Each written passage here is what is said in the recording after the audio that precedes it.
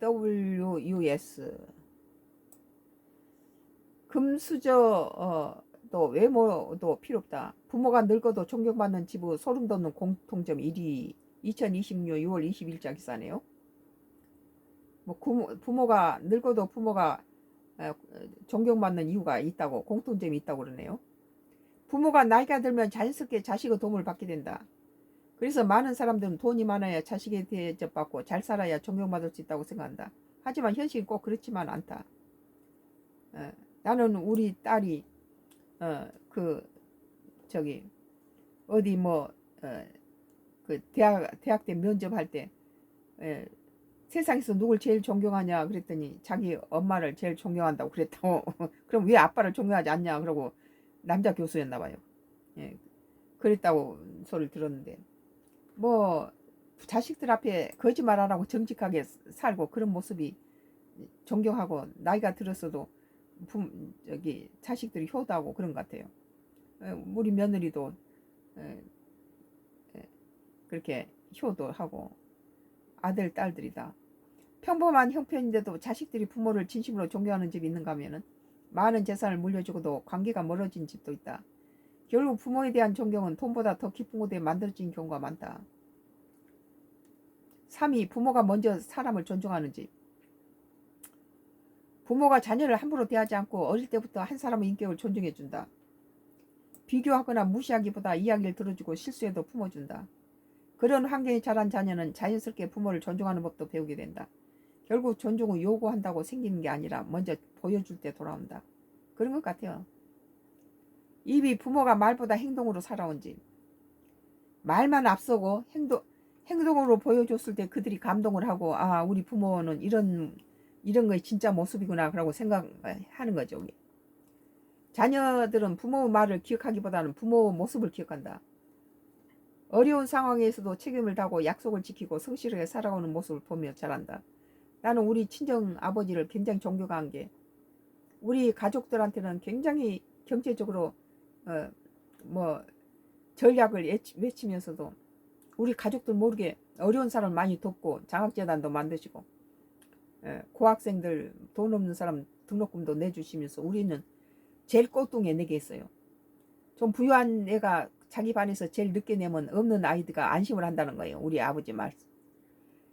나는 우리 아버지가 지금 살아계시면 107살일 거예요. 그런데도 항시 못 잊어요. 우리 아버지를 이 세상에 제일 존경했는데 우리 딸도 그렇게 엄마를 지금 내놓을 것도 없는데도 엄마를 존경한다고 그래서 나는 참 감동을 받았는데 오늘 여기서 돈이 많아서 존경한 게 아니라 부모가 말보다 행동으로 살아온 집이라 한 게 공감을 하게 되네요. 뭐 날마다 계획적 있게 뭐 물건을 사면은 저기 잘못 들어온 거 있으면 가서 갚아주고 그런 것들이 자식이 보고 우리 엄마는 정직하고 가게에서 물건을 샀는데 하나가 더 왔다든지 아니면 계산이 덜 돼 있으면 갖다 도로 달려주고 양심적으로 정직하게 사는 모습이 자식들이 존경하고 우리 부모는 정직하게 산다. 그리고 또 내 자신을 위해서 한 게 아니라 자식들이 이제 잘 되는 데서는 부모가 희생 어느 정도 뭐 내가 호화 사치하고 무슨 뭐 명품을 두는 것보다 그래도 자식한테 베푸는 것이 내가 이 땅에 살다가 가면서 자식한테 남길 수 있는 것들이 아닌가.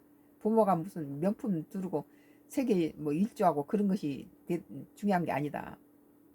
이리 부모가 자신의 삶을 잃지 않는지 부모가 자식의 모든 걸 걸지 않고 자신의 삶을 소중히 여기며 살아온 집이다. 자식에게 집착하거나 희생만 강요하지 않고 스스로 행복과 삶을 지켜온 부모는 나이가 들어 자연스럽게 존경받는다. 반대로 평생 희생만 했다는 말을 반복하거나 자식에게 부담과 죄책감을 주는 부모는 관계가 점점 힘들어지기도 한다. 결국 부모가 늙어도 존경받는 집은 금수저라서가 아니라 부모가 한 사람의 인생을 품격 있게 살아온 집이다. 자기 자신의 삶을 계획 있게 사는 것을 보여준 것도 다음에 보니까 자식이 부모가 사업을 할 때도 나는 전 재산을 다 투자해서 뭐 사업하거나 그러진 않아요. 내가 가진 것에 그것을 실패해서 다 잃어먹어도 별로 집에 타격이 안 받을 만큼만 조그맣게 안정되게 내가 투자를 했는데 자식들도 그러더라고요. 부모에 대한 존경은 재산이나 일모에 나오지 않는다. 사람을 존중하는 태도, 말보다 행동으로 보여준 삶, 그리고 무엇보다 자기 자신을 잃지 않고 살아온 모습이 자식의 마음에 오래 남는다. 자녀에게 남길 수 있는 가장 큰 유산은 돈이 아니라 살아온 방식이다. 그리고 나이가 들어서도 존경받는 부모는 많은 것을 준 부모가 아니라 어떻게 살아야 하는지 몸으로 보여준 부모다. 나는 우리 친정 아버지가 많은 어려운 사람을 돕고 또 이렇게 아주 전략하고 살으셨어요. 집은 크고 일한 사람 많은데 우리는 용돈이 항시 박하게 주고 등록금도 남한테는 장학금을 주면서 우리 자식들한테는 등록금 제일 꼬랑지 내게 하니까 늘 등록금을 받아갈 때 눈물을 흘렸어요.